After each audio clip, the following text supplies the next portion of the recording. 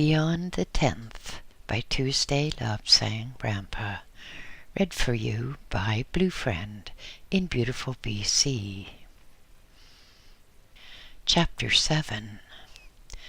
Before I started to write this book, I thought I would pay heed to all the thousands of letters which I had received demanding a book about herbal treatment. How could one cure this complaint or alleviate that disease? I spent almost 18 months trying to find a reputable firm, one in each of the main countries, who would supply the herbal treatment which I would recommend. I wrote to Messrs. Grassroots and Rizzoli's in England, telling them that I was going to write a book about herbal treatment, and asking them if they could or would supply the herbs which I would recommend under the correct herbal name. I received a bland reply which gave me politely to understand that they, and they only, of anyone in the world, knew anything about herbs, and they were not prepared to depart from their system of calling a rose by another name, so to speak, by giving said rose a number. I wrote to Toadstools and Applesauce Incorporated of USA, and I asked them the same thing. The reply was delightfully evasive, and they said they would send me their latest catalog, giving the names of the particular concoctions which they put on the market. So I tossed their literature into the trash can, and I decided to write something else. The result is in this book so far, a book which is based wholly on answering the questions you ask about Beyond the 10th. How can I, or anyone else, write a useful book about herbal treatments when I cannot get a reliable supplier of those herbs?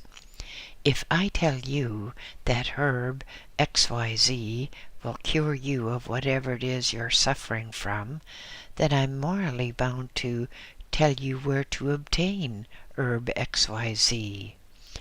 Unfortunately, the herbal suppliers with whom I've been in contact merely want to say, "Take our pills number 123 to cure your flatulence," etc. That's not good enough for me. It's not good enough for you. You want to know what you're taking. You want to know what is in pill 123. Certain herbs are very, very effective when taken in their pure or unadulterated form, but if one is going to put a cheaper type of herb in with it, then not only is the price cheaper, but the final product is unsatisfactory. It seems the most astonishing thing, or astounding would be a better word perhaps, that suppliers of herbal treatment will not be straightforward and supply the actual herbs which one recommends, but instead want to give them some silly number or some fancy name like Eastern Cow's Breath. I wrote to a small firm in England who were optimistically advertising Eastern herbs, but the good lady at the head of the firm hadn't the manners to reply to my letter. So that was another good idea lost. All I wanted was to make sure that you, my readers, could have the assurance that if I recommended herb XYZ, you could place an order and get herb XYZ. I did not want any commission or any financial interest. I was thinking of my readers only. But, as I have said, I just cannot recommend a suitable source of supply. So for the herbs I'm going to recommend in this chapter, I advise you to consult your classified telephone book and really shake up any herb supplier in your area. If I say a certain herb, then I mean that certain herb. I do not mean an adulterated substitute with the fragrant name or number, and if the firm you contact first cannot supply you, try another firm, perhaps in a different city. Another difficulty is that what is a common herb in England is unknown in Canada, and what is an everyday sort of plant in Canada has never been heard of in the USA. And what can you do in the Spanish world, where they translate buttercup as poppy? In my book, Living with the Llama, I gave the name of buttercup. Yet in the Spanish editions the name was distorted to poppy, because some of these Spanish countries are quite unaware of a buttercup. It's all very strange, you know, that herbs have apparently fallen into disrepute. Nowadays, the doctors and the chemists like to grub about with messy chemicals made of urea or some other noxious substance, whereas all they have to do is go to the Brazilian forests, where they can get just about any herb or plant in the world. 200 years ago, a doctor of medicine in any European or English country had first to pass an examination in astrology, because astrology has great bearing on the effects of herbs, and then had to have a profound knowledge of the herbs themselves. He had to know how to erect a horoscope, and he had to know how and when herbs should be gathered. One could see the doctor of those days stealing out at night under the light of the moon, carefully consulting a chart in his hand to know exactly when a particular herb should be dug up or when certain leaves should be stripped from the branches. In the old school of medicine, astrology and herbs were absolutely inextricably entwined. Herbal treatment was sympathy and antipathy. A disease caused by the bad effects of a particular planet could be cured by the use of herbs which were under the favorable influence of that same planet.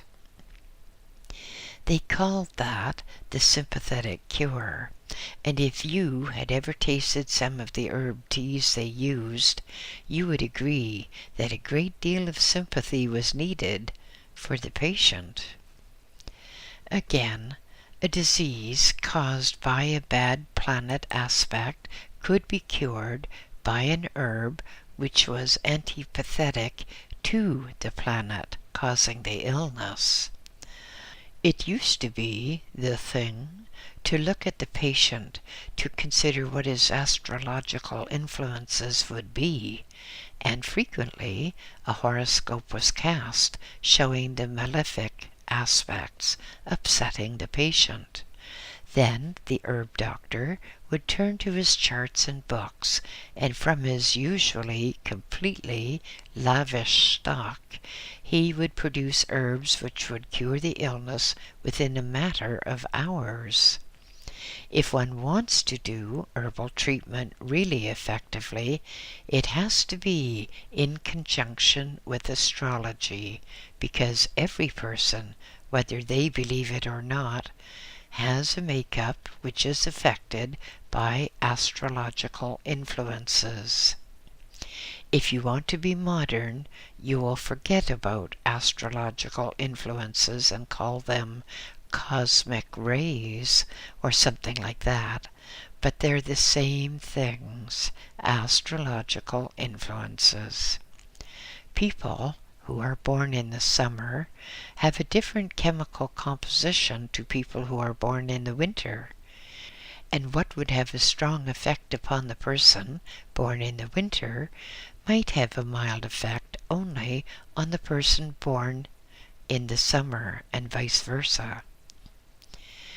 If we were going to set up as practitioners in herbal medicine, seeing our patients and all that, we would have to consider the astrological signs of each patient and the signs at the time he first noticed the illness, because humans have varying amounts of metal in them, and they can be referred to as particles of different grades of iron ore, differently affected by various magnets.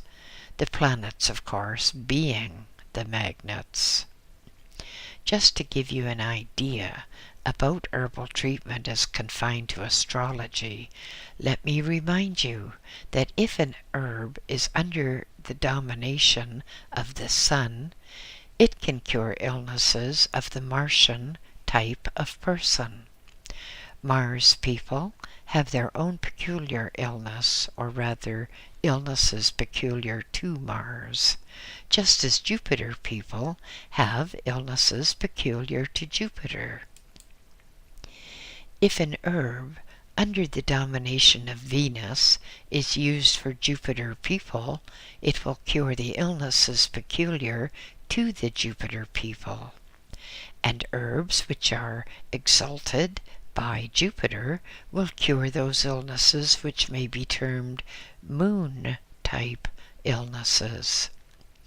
If you were really going into the subject, you would say, yes, that is because Jupiter reaches its exaltation in the sign of Cancer, which is in the house of the moon.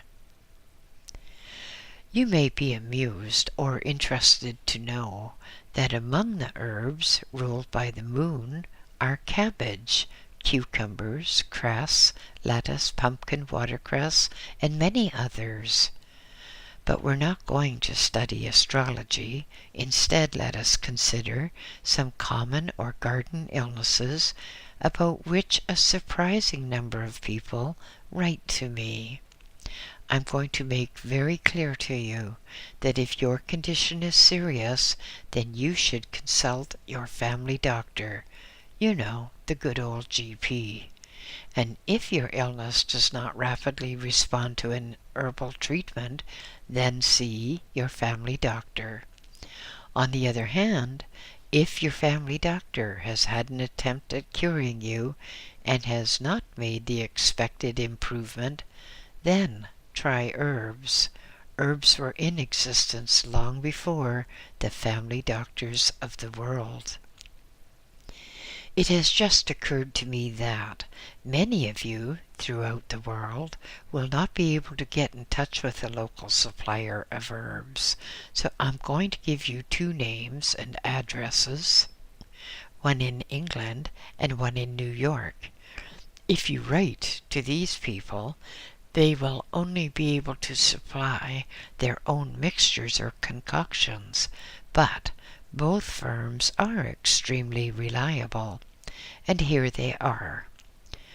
Messrs. Heath and Heather Limited, St. Albans, Hertfordshire, England. A special note: the person to whom you should write is Miss Joan Ryder. And a convenience to you is that you can write in either English or Spanish. They understand both languages perfectly. The second address is Kyle's Drugstore, 109 3rd Avenue, New York 3, New York, USA. Special note: the head man is Mr. Morse.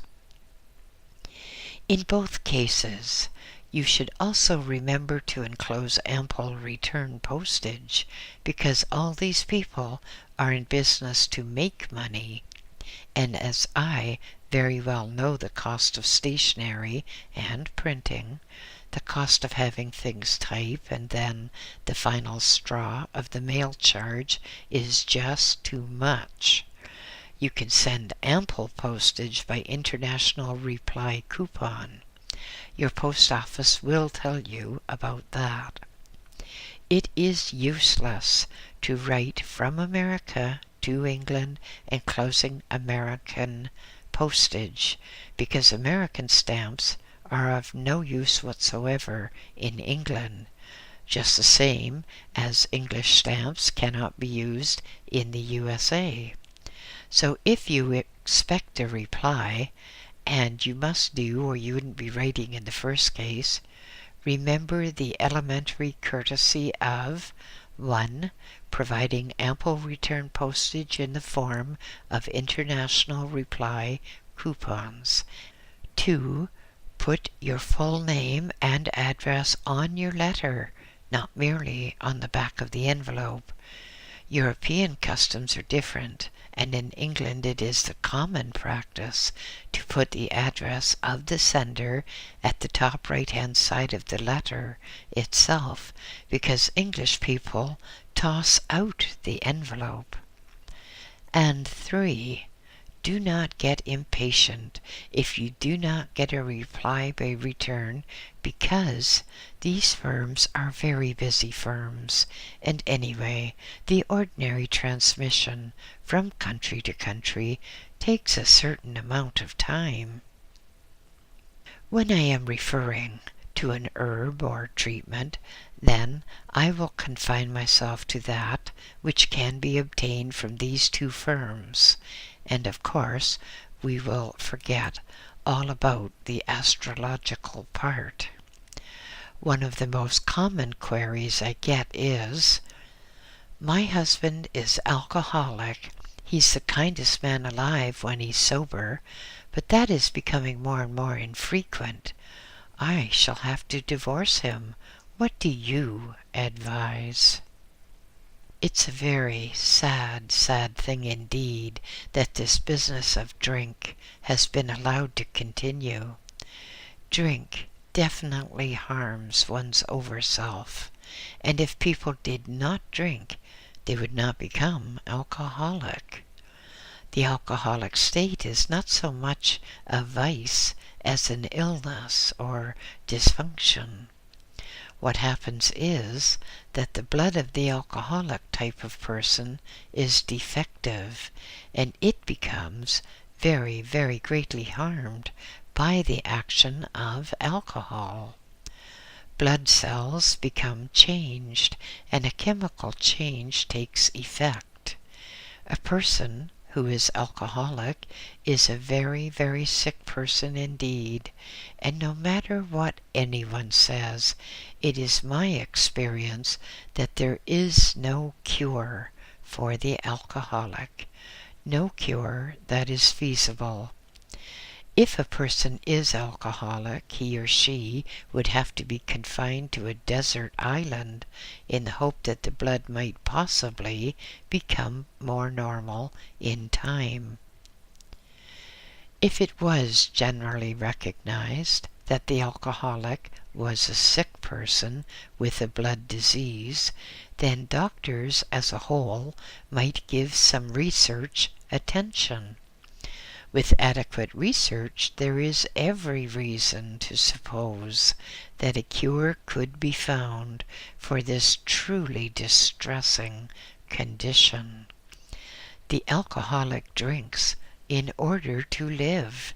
He has a compelling urge to drink because he senses that there is something missing, and there is. His blood is different, and his blood can only be maintained by the continued application of alcohol to the blood cells. There are no herbs that can help the alcoholic. The only way that one can help the alcoholic is for him to enter a hospital or other institution where he can receive constant supervision and constant attention. Often a person is born alcoholic prone. That means that one of the parents or one of the grandparents has been alcoholic, and so the person who is now born alcoholic prone has a blood condition which could manifest itself after the intake of a certain amount of alcohol. It might be a thimbleful of alcohol that is required to trigger the reaction, or it might be a quart, no one knows. But when the reaction has been triggered, there's no way of reversing it, and the person, instead of being alcoholic prone, is instead a full-blown alcoholic. It should be a law that alcoholics should register with a medical board, and then the children or grandchildren of an alcoholic parent or grandparent should be warned never to touch alcohol. As long as they don't touch the stuff, they will, obviously, not become alcoholic. So in this case, prevention is the only cure. Alcoholics should not get married, and as I have just stated, they should enter a hospital or institution so that they can be treated in accordance with any new developments which have been discovered. But let me say this in defense of the alcoholic. He is a sick man. Yes, he becomes vicious at times, he becomes uncaring, but he has a deadly illness, an insidious illness, and it won't help him at all to rant on at him. It will just drive him to desperation. Instead, be firm with him and tell him that his cure lies in his own hands by giving up alcohol. If he understands the problem, and if he has any willpower left, he can do much to alleviate the condition. For example, suck boiled sweets. That will help. So that's the best I can tell you about how to treat alcoholics. A surprising number of people write about asthma. Asthma can take various forms, and if a person has asthma, he should go and see the doctor, see the general practitioner, who will then, if necessary, refer the patient to a specialist. There is bronchial asthma, for example, and there are other forms of asthma, and they can be alleviated by the necessary medical or herbal treatments. I do not have Keel's catalog here, but I can tell you that heath and heather have herbs for the relief of asthma, so there is no problem in connection with that. For those who are interested, hyssop is a very good plant indeed for those afflicted with asthma. The best place from which to obtain the hyssop herb is Italy, because hyssop from Italy is more potent than from anywhere else. The old people took hyssop, which was boiled with a mixture of honey and rue, and then they drank the stuff. It gave instant relief from coughs and from shortness of breath and wheezing. Having taken the mixture, I'm not going to tell you that it's pleasant, but I will tell you that it works. Another form of asthma is that of nervous origin. Often, children will get so enraged about something that they will go purple in the face, and they will have a real attack of shortness of breath, followed by wheezing. The startled parents will, of course, say, "Oh, he has a bad attack of asthma. Get the doctor quick." The child hears that, so whenever he gets in a bad temper after he throws a fit of tantrums, which comes out as a fit of asthma, he learns that if he has asthma, all his sins are forgiven or forgotten, and he gets whatever he wants. Many children use asthma as a weapon against their parents.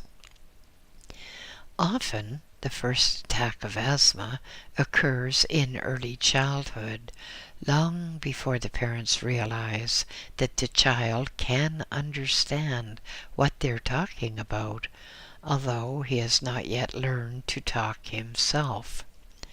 So, do not talk about such things in front of small babies, and find out from your doctor whether your asthma sufferer really has an organic complaint or not. If he has, cure him. If he has not, then persuade him that he hasn't by absolutely ignoring these tantrums. Many elderly people send in letters about arthritis and about rheumatism. Well, of course, you can't cure those two complaints, although you can very greatly alleviate them. To start with, no one really knows what causes arthritis. It is possible to obtain herbs which can give relief to both conditions. Herbs by the name of motherwort, bitter root, and primrose can greatly assist in overcoming rheumatisms. Yes, there are different kinds of rheumatisms, and alleviating osteoarthritis. Probably you will not be able to obtain the herbs locally, so here you get in touch with one of those two firms mentioned. Many cases of arthritis and rheumatism can get great alleviation by moving to a different district. It is possible that the water supply is not suitable for you. It is possible that the water has too many minerals, too many hard substances, and these are conveyed through your bloodstream to various joints, where they lodge and cause pain. Many people who have not been able to move from their district have secured marked improvement by getting a water filter and filtering all water before drinking it. That takes from 3 to 6 months before you observe any really marked improvement, but it's worth it, isn't it? Cost of a little water filter really can give you great relief.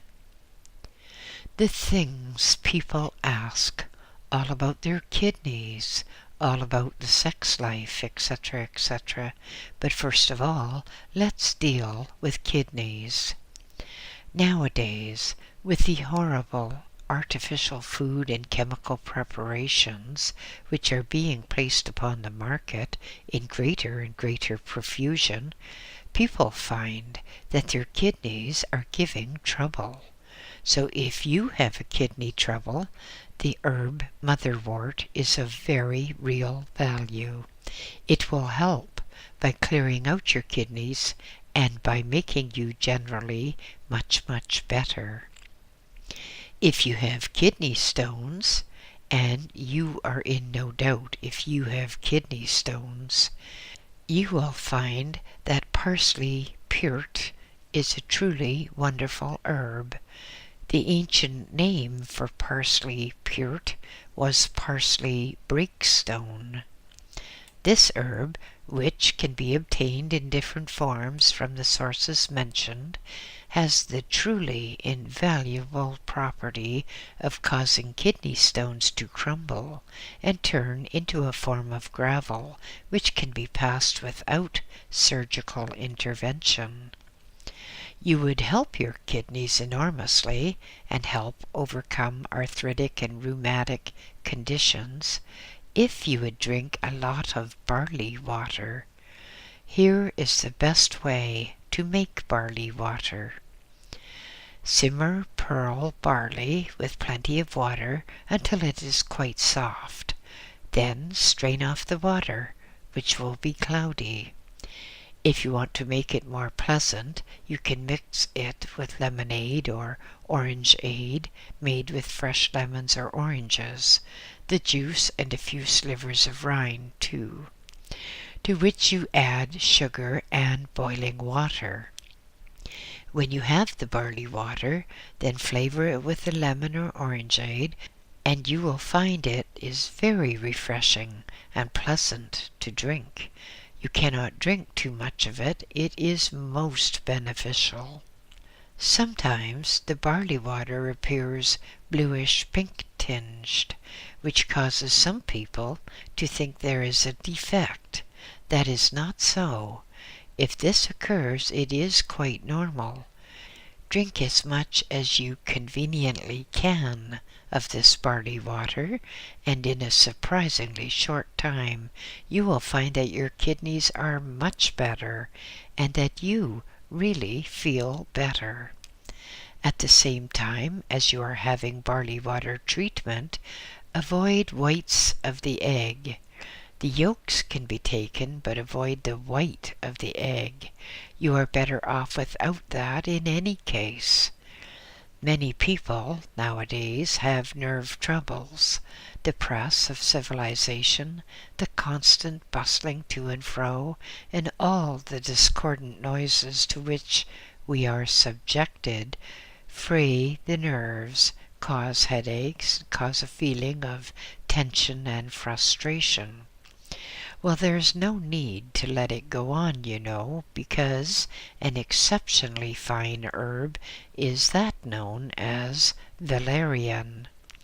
It varies a bit in name in different parts of the world, so the Latin name is Cypripedium pubescens. It is known as the nerve medicine. It has a most wonderful effect upon the mental and nervous system. If you are irritable and have a deep-seated restlessness, then you should combine valerian with passiflora. These two herbs combined will help those who suffer from insomnia. Take a dose of the tincture, depending on your state, from 5 to 60 drops. This is a pair of herbs which will be of great assistance in calming the alcoholic. Give him a good dose of the stuff, and it will calm him down quite a lot.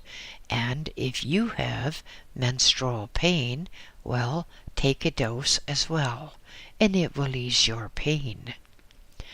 I am often asked about diabetes. Well, if a person has a diabetic condition, they must adhere to the treatment prescribed by their doctor, usually that messy insulin stuff. But you can get relief from the herb buku. As it varies in different parts of the world, here is the Latin name: Barosma crenata. Its action is to remove gravel, which is caused by uric acid. Gentlemen will also be interested to know that it is a very beneficial treatment for chronic prostatic difficulties when they are waiting to have an operation or when they have refused to have an operation. We have already dealt with constipation in another chapter, but there are so many ways of treating constipation, and I am going to put it to you that you should keep on an herbal treatment for constipation. Herbs are natural. Herbs help. Whereas if you're going to use some of these fearsome chemical preparations, that you're going to end up with a case of severe internal inflammation. Try cascara, try syrup of figs, try senna, try anything of that type.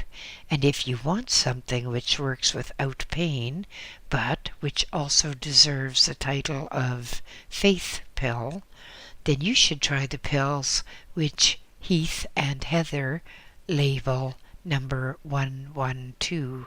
They really work. But while on that subject, do not be too anxious to take some of these concentrated and powdered herbs for constipation, because they really scour one out. And if you have to take the powdered concoctions, make sure you don't have to go to work the next day. You may be so busy that you haven't time to. There is little point, really, in adding to our herbal comments, because some herbs are common to one part of the world and are quite unknown in another. The firms mentioned, obviously, are out to make money, so that they may the more easily do that, they have an advisory department to which you can write for information as to which of their preparations will best suit your needs. It is better to do that if you're in doubt, and it's better to deal with one firm rather than to shop around for someone who may be slightly cheaper.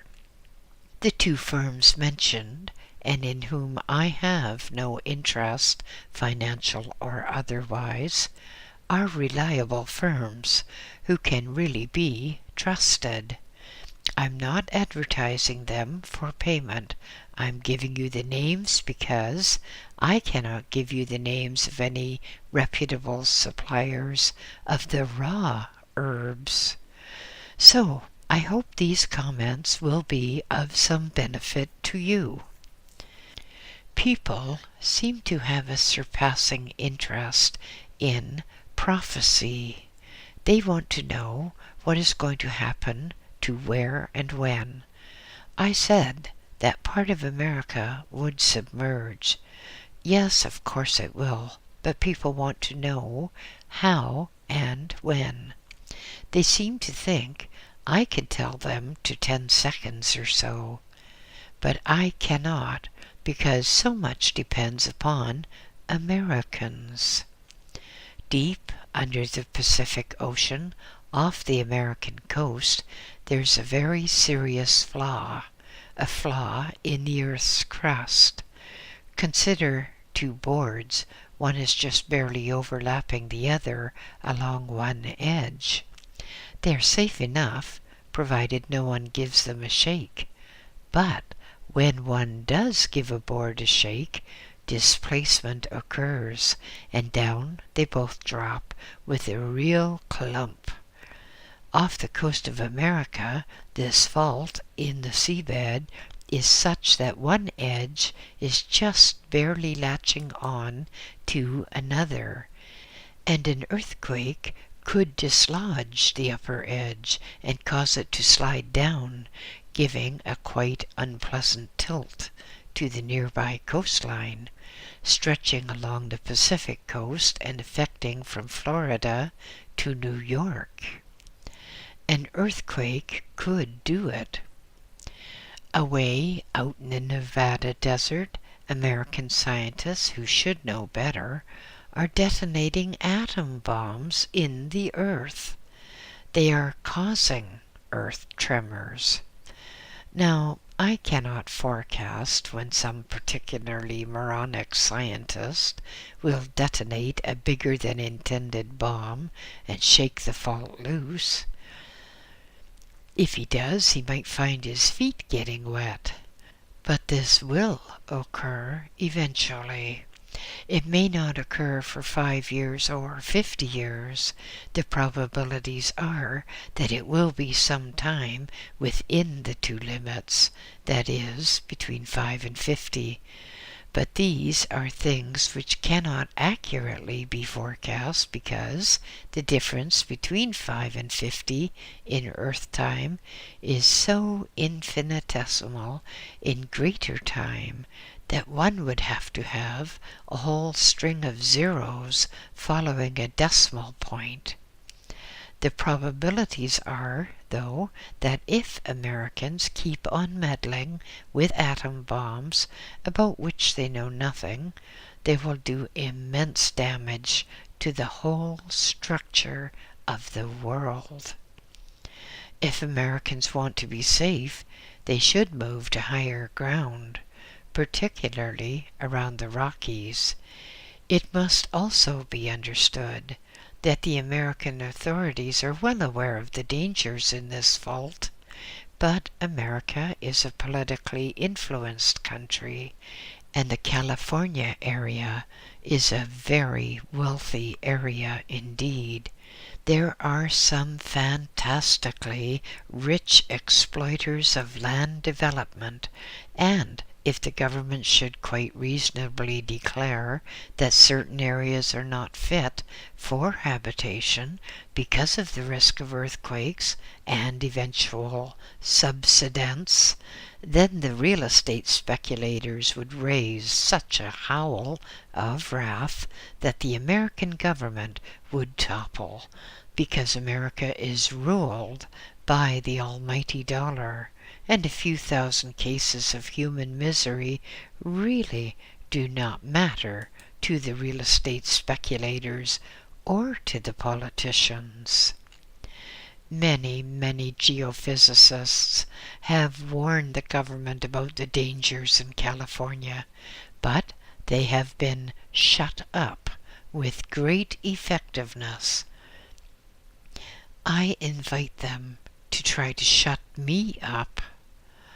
I state emphatically that America is in grave danger on the coasts because no one is taking any thought to the future. No doubt there will be a nice relief fund for those still alive, but if some of these detonations in the Nevada desert would be stopped now, then a relief fund later would not be required. In the meantime, I can only advise people to move to higher land when possible. Make a plan to move about 5 years from now and hope that the earthquake won't occur for another 50. In connection with this, many, many experts are stating that a great Californian earthquake is overdue. So you have been warned. People write to me telling me that in my book, Chapters of Life, I made certain prophecies, but I did not mention Australia or Africa or this or that country. No, of course I didn't. I know a lot about a lot of countries, but I did not set out to compile a guided tour of disasters or changes. I merely gave basic indications. However, let's have a look at Australia. At present, Australia is a vast continent sparsely inhabited merely on coastal regions. Australia could take 1 billion more people and hardly notice it, but the heart of Australia is arid. There is not much life there. There is at present no possibility of cultivating the desert areas. In many years to come, the dead heart of Australia will be excavated by controlled atomic blasts. There will be a large lake made in the center of Australia, and it will fill up quickly from great masses of fresh water deep beneath the earth, which now has no fissure through which it may reach the surface. In years to come, the interior of Australia will be flourishing indeed.